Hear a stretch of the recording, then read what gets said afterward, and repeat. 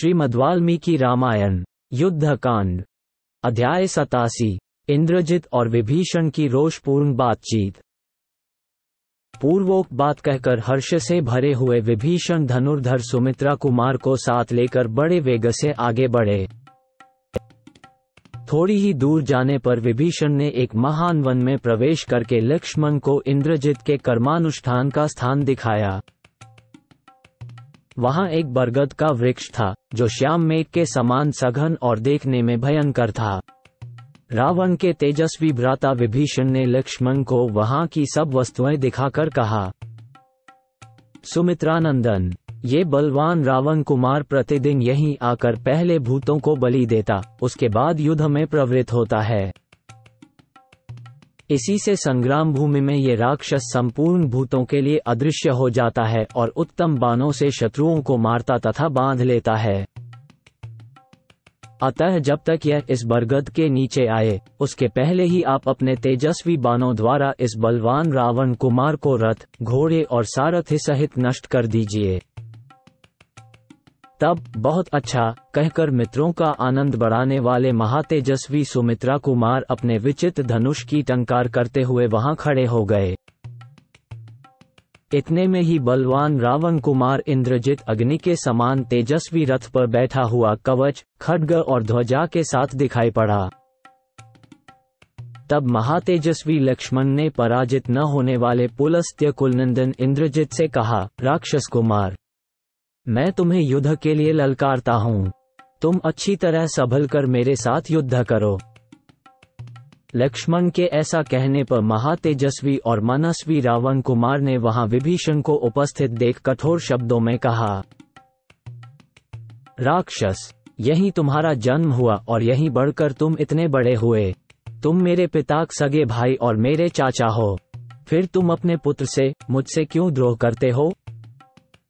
दुर्मते, तुम में न तो कुटुंबीजनों के प्रति अपनापन का भाव है, न आत्मीय जनों के प्रति स्नेह है और न अपनी जाति का अभिमान ही है।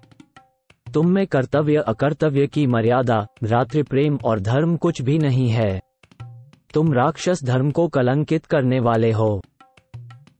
दुर्बुद्धे, तुमने स्वजनों का परित्याग करके दूसरों की गुलामी स्वीकार की है, अतः तुम सत्पुरुषों द्वारा निंदनीय और शोक के योग्य हो।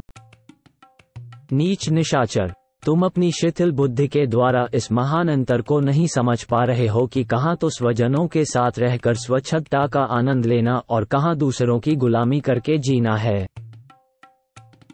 दूसरे लोग कितने ही गुणवान क्यों न हो और स्वजन गुणहीन ही क्यों न हो, वो गुणहीन स्वजन भी दूसरों की अपेक्षा श्रेष्ठ ही है, क्योंकि दूसरा दूसरा ही होता है, वह कभी अपना नहीं हो सकता। जो अपने पक्ष को छोड़कर दूसरे पक्ष के लोगों का सेवन करता है, वह अपने पक्ष के नष्ट हो जाने पर फिर उन्हीं के द्वारा मार डाला जाता है।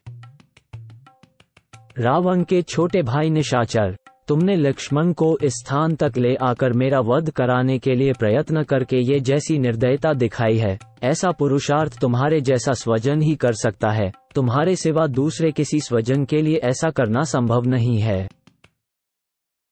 अपने भतीजे के ऐसा कहने पर विभीषण ने उत्तर दिया, राक्षस, तू आज ऐसी शेखी क्यों बघारता है?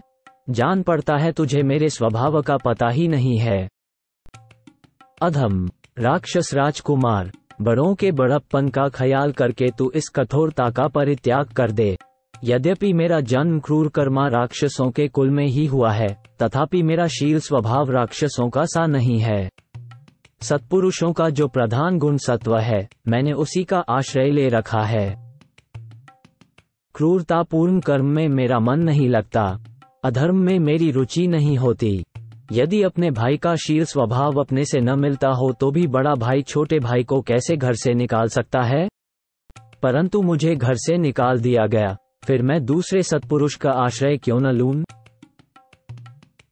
जिसका शील स्वभाव धर्म से भ्रष्ट हो गया हो, जिसने पाप करने का दृढ़ निश्चय कर लिया हो, ऐसे पुरुष का त्याग करके प्रत्येक प्राणी उसी प्रकार सुखी होता है, जैसे हाथ पर बैठे हुए जहरीले सर्प को त्याग देने से मनुष्य निर्भय हो जाता है।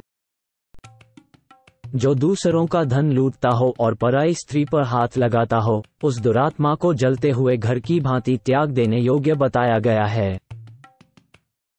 पराये धन का अपहरण, परस्त्री के साथ संसर्ग और अपने हितैषी सुहृदों पर अधिक शंका, अविश्वास, ये 3 दोष विनाशकारी बताए गए हैं।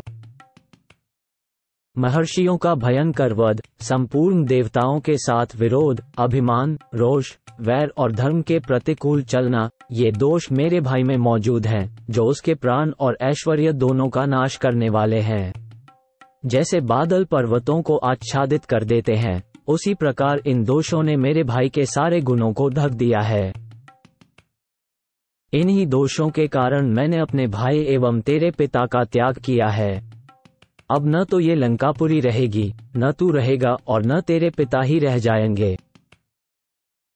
राक्षस, तू अत्यंत अभिमानी, उद्दंड और बालक, मूर्ख है, काल के पाश में बंधा हुआ है, इसलिए तेरी जो इच्छा हो मुझे कह ले। नीच राक्षस, तूने मुझसे जो कठोर बात कही है, उसी का ये फल है कि आज तुझ पर यहाँ घोर संकट आया है। अब तू बरगद के नीचे तक नहीं जा सकता। ककूत्स्थ कुलभूषण लक्ष्मण का तिरस्कार करके तू जीवित नहीं रह सकता, अतः इन नरदेव लक्ष्मण के साथ रणभूमि में युद्ध कर। यहाँ मारा जाकर तू यमलोक में पहुंचेगा और देवताओं का कार्य करेगा, उन्हें संतुष्ट करेगा। अब तू अपना बढ़ा हुआ सारा बल दिखा, समस्त आयुधों और सहायकों का व्यय कर ले, परंतु लक्ष्मण के बाणों का निशाना बनकर आज तू सेना सहित जीवित नहीं लौट सकेगा।